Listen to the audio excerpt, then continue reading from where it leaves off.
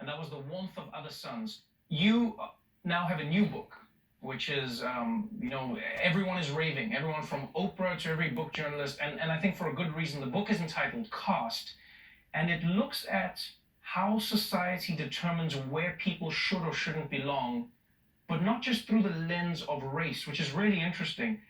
If we start with that, what is the difference, in your opinion, between caste and race? Well, caste is basically the artificial, arbitrary, graded ranking of human value in a society. And caste determines one's standing, respect, benefit of the doubt, access to resources or lack thereof, assumptions of competence, and even of beauty. It effectively places individuals in a particular hierarchy based upon their perceived value. Race ultimately is the metric by which, in the caste system that I'm describing here, an American hierarchy, race becomes the physical manifestation of that determines where one is viewed as being ranked historically. It's the cue card, it's the signifier of where a person is placed in the hierarchy. For many people, they might jump at, at hearing this and say like, whoa, whoa, whoa, whoa, whoa, whoa, whoa. How dare you say that America has a caste system? Barack Obama was president of the United States, and you can be a TV anchor, you can be an athlete. If you work hard enough, the color of your skin is not controlled by the caste system. This isn't India. This isn't another country in the world where caste is such a big deal. How do you respond to that? Because you can understand why people get so defensive. Absolutely, that's why I wrote a book about it. Even in the original, most recognized caste system in the world, there are people who have been born to what are known as the untouchables, the subordinated castes in India, who have managed to transcend the extreme barriers that they have faced and to be able to go forward and to become physicians and even a prime minister. And there are always exceptions to the rule. But one of the things that I say to help distinguish between caste and other markers, other ways of measuring people, is caste is the bones, race is the skin, and then class is the accents, the enunciation, the education and dress, the things that the diction, the kind of things that we can control that can help ourselves to elevate ourselves out of the restrictions. But class does not mean the same as caste. In other words, if you can act your way out of it, it's class. If you cannot act out of it, it's caste.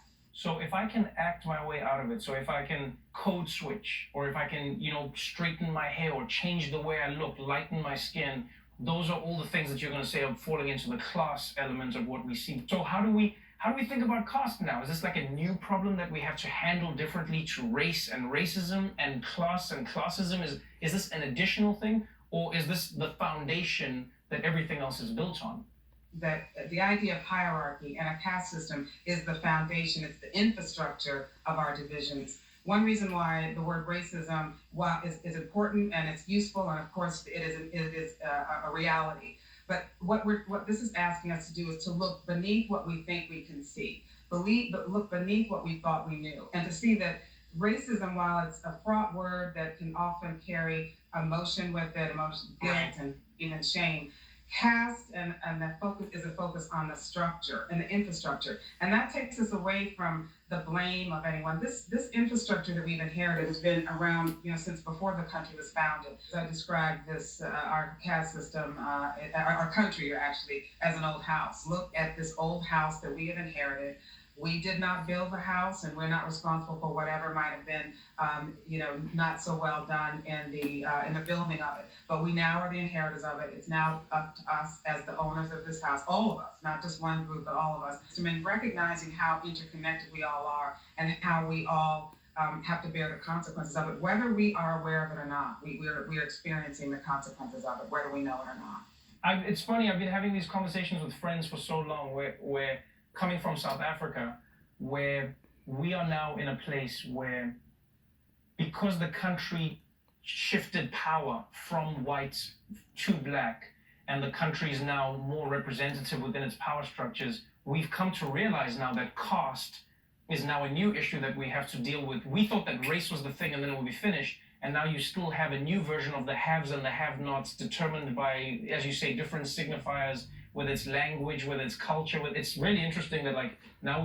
there's another monster we have to tackle on a different level that we didn't think about because we just thought, oh, you just get rid of the race problem and everything is solved, and then now it's like, oh no, here's the root almost of the problem, and race was just the cover that we're dealing with. I had that experience when I was in South Africa about what I call situational elevation that occurs when a person's from a marginalized group in one country and they go to another country and find themselves without any action on their own part because of perceptions elevated accidentally. And then, when I was in South Africa, people would just hear the accent and I would get invited to parties and receptions and all this kind of thing. And that's part of what is happening in a caste system. And one other thing about this kind of situational elevation is that it allows the country that has had marginalized people to turn to the newcomers and say, as to me when I was in South Africa, and say, see, this is proof that if you just do this and do that, you can make. Or it also says that this is proof that it really is the inferiority of our people. Our marginalized people are in fact inferior, and so it works both ways. It works both ways, and I've experienced both sides of that.